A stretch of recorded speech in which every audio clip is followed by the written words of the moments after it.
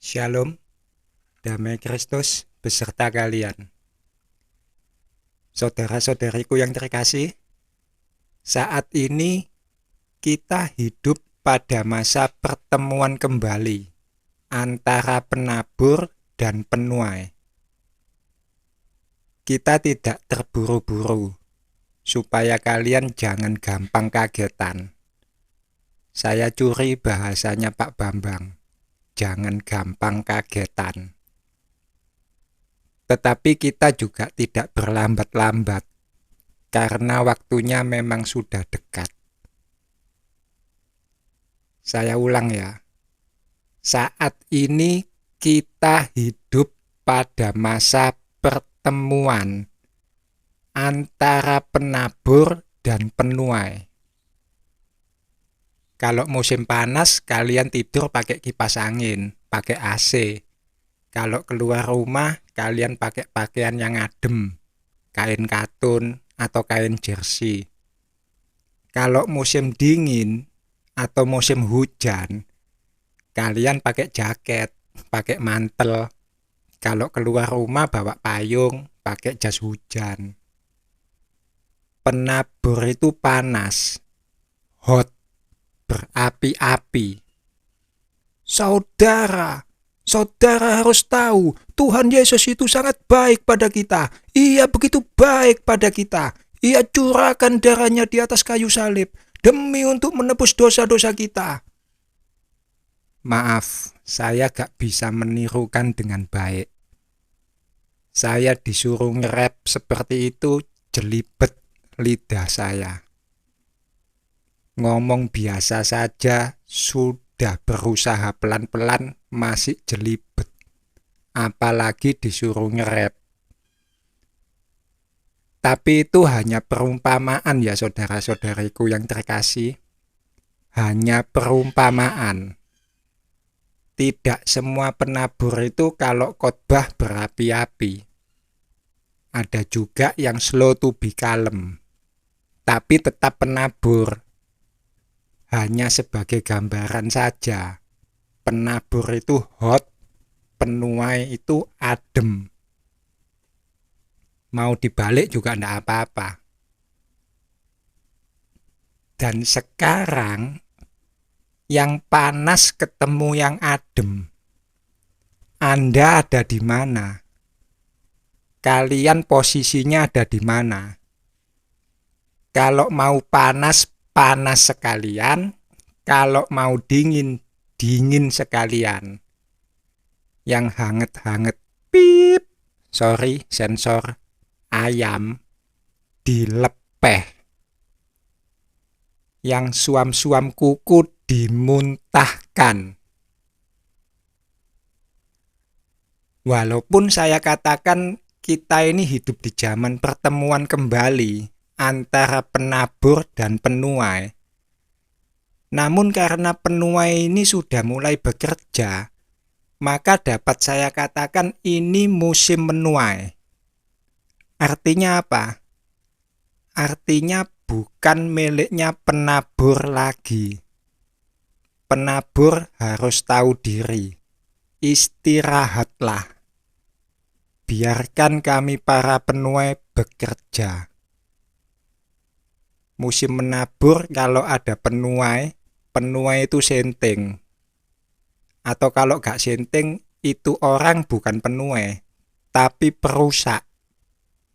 Baru ditabur, belum juga tumbuh gede, udah dibabat, ngerusak. Begitu juga sebaliknya. Musim menuai, ada yang menabur, ente waras.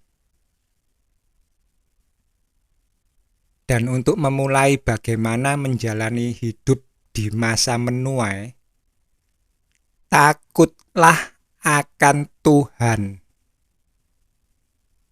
Kalian bisa lihat video kesaksian saya yang pertama dan kedua. Mungkin bisa memotivasi kalian untuk takut akan Tuhan. Odi, video pertama dan kedua, lu itu bukan takut akan Tuhan, tapi takut mati. Hukum sebab akibat, saudara. Bukan matinya yang saya takuti. Saya ini orang yang tahu diri. Mati itu mutlak. Semua orang pasti mati. Gak perlu ditakuti, gak perlu ditunggu. Pasti datang. Tapi Tuhan sesungguhnya yang saya takuti. Dan satu hal lagi, penua itu gak ngajar. Yang ngajar itu Yesus. Penua itu hanya nyabit, membawa kalian pada Yesus. Kalian sudah dibaptis, bukan? Maka kalian sudah percaya Yesus. Kalian sudah terima undangan dari Yesus. Tapi kalian para undangan gak pernah datang ke Yesus. Terlalu banyak mulut, banyak alibi, kakean cangkem. Ribut terus. Gak diwoco undangane. Yang pesta Yesus malah datang ke rumah yang nganter undangan. Masa menabur, Yesus itu menunggu. Mana ini yang diundang? Kok gak ada yang datang? Carilah, maka engkau akan mendapatkan. Gak ada yang nyari. Ketoklah, pintu akan dibuka. Gak ada yang ngetok. Sekarang masa menuai. Yesus yang samperin satu persatu rumah kalian. Yesus berdiri di muka pintu rumahmu. Bahkan berdiri di pintu kamarmu. Yesus mengetok pintumu. Masalahnya kalian dengar apa kagak? Masalahnya Yesus datang, kalian ada di rumah apa kagak? Yesus datang, kalian malah pergi ke rumah tukang nganter undangan. Amsyong. Jadi semua omongan saya tolong dijadikan sebagai motivasi. Jangan dijadikan pengajaran. Penue gak ngajar. Yang ngajar Yesus. Kalaupun penue disebut ngajar, ajarannya cuma satu. Cari Yesus. Minta diajar Yesus. Tolong semua omongan saya kalian baca sebagai motivasi. Jangan dibaca sebagai pengajaran. Yang ngajar Yesus. Jangan ada yang disebut guru. Hanya ada satu gurumu dan kalian semua bersaudara. Oke? Oke. Sampai mana tadi saya mau ngebacot? Jadi lupa. Tunggu.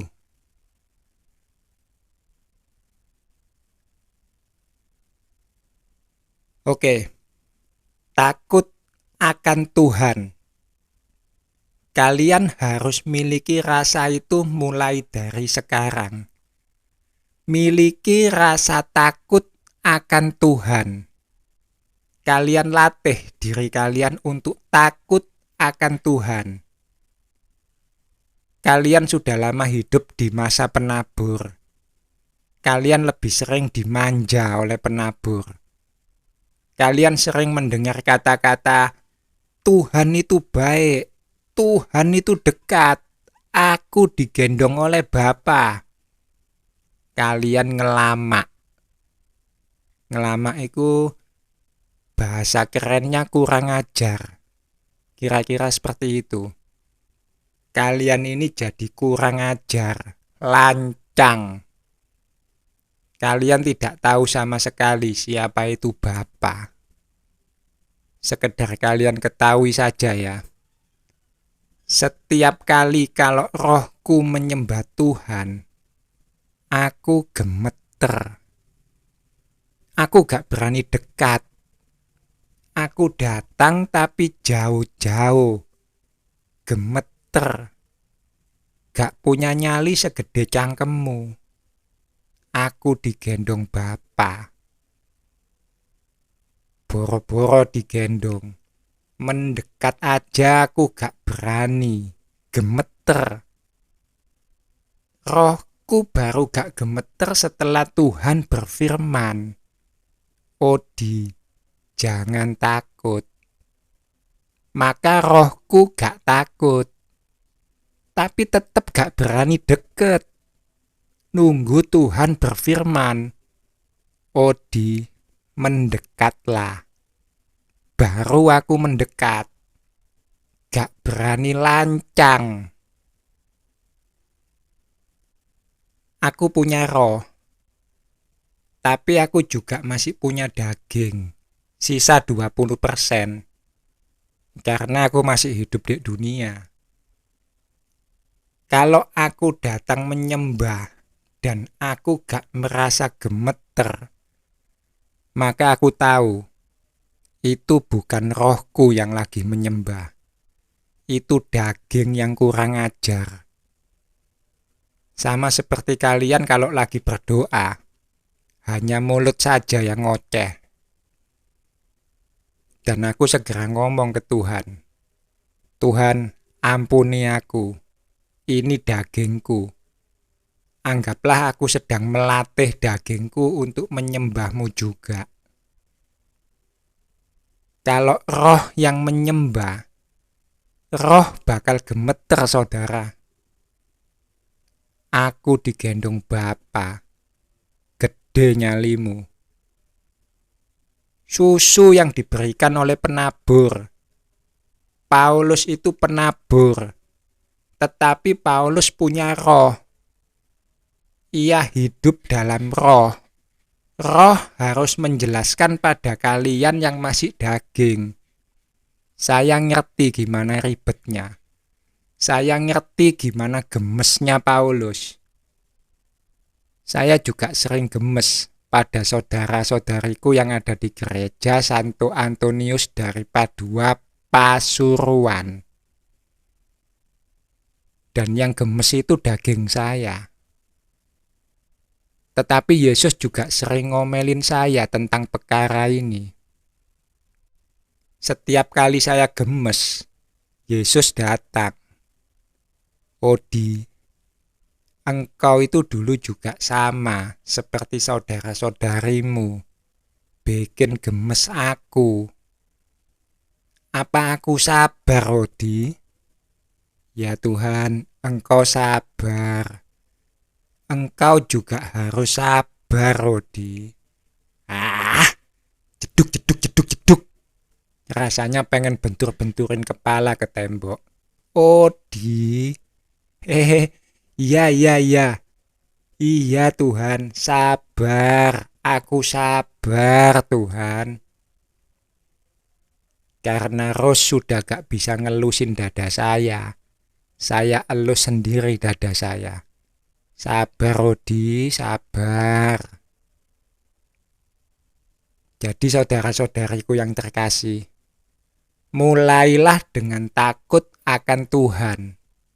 Miliki rasa takut itu. Latih dirimu untuk takut akan Tuhan. Kelak ketika Tuhan datang, gak ada satu orang pun yang tidak gemetar. Baik itu orang beriman, apalagi orang bodoh.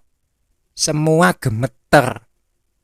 Yang membedakan antara orang beriman dengan orang bodoh ketika Tuhan datang itu, orang bodoh gemeter dan langsung lari. Wih, Tuhan lah kok gede. Kabur. Cari tempat sembunyi. Cari gua-gua. Cari lembah-lembah. Buat singitan. Buat sembunyi. Mereka pikir mereka bisa sembunyi dari Tuhan. Tapi tidak demikian dengan orang beriman yang sudah biasa takut akan Tuhan. Gemeter dia gemeter. Kencing di celana dia kencing di celana. tapi gak lari. Orang beriman tahu, orang beriman ngerti. Ini Tuhan yang datang. Mau sembunyi di mana? Di lubang semut juga bakal ketemu. Mau nyemplung di palung Mariana juga bakal dicengkeweng. Mau sembunyi di mana? Orang beriman pasrah. Sakarepmu Tuhan. Mau dikeplak, ditempeling, diidoni, ditendang, dimaki, diludah, dipenjara. Aku pasrah. Ngerti maksudnya?